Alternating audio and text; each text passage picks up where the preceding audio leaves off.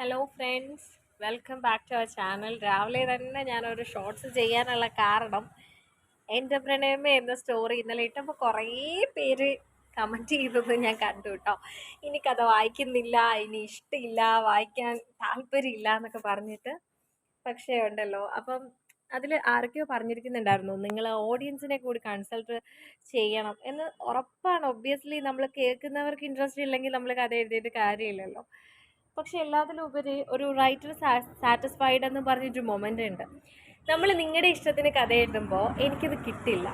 അപ്പോൾ എൻ്റെ കഥ ഞാൻ ആർക്കോ വേണ്ടി എഴുതുന്നത് പോലെയാവും. എന്നെ സംബന്ധിച്ചിടത്തോളം ഞാനൊരു കഥ എഴുതുമ്പോൾ ആ കഥയുടെ ത്രെഡ് എൻ്റെ മനസ്സിൽ കിട്ടുന്ന സമയം മുതൽ എങ്ങനെ ആ കഥ എഴുതി ഫലിപ്പിക്കണം എന്ന് എൻ്റെ മനസ്സിലൊരു തോട്ട് ഉണ്ടാവും. ആ തോട്ട് അനുസരിച്ചിട്ടാണ് ഞാൻ എപ്പോഴും കഥ എഴുതാറുള്ളത്.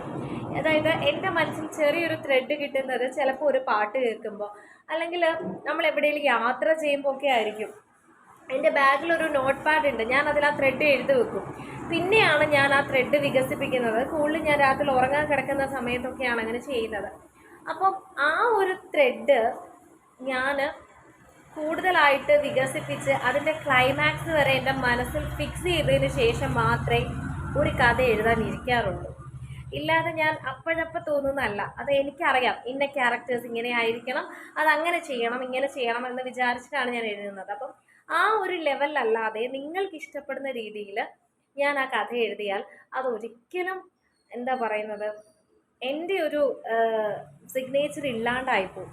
അപ്പോൾ അതുകൊണ്ട് ഞാൻ പറഞ്ഞല്ലോ, നിങ്ങളെ ആരെയും ഞാൻ വിഷമിപ്പിക്കില്ല. പിന്നെ കഥ തീർന്നിട്ട് വായിക്കാൻ ഇൻട്രസ്റ്റ് ഉള്ളവർ അങ്ങനെ വായിക്കുക കേട്ടോ.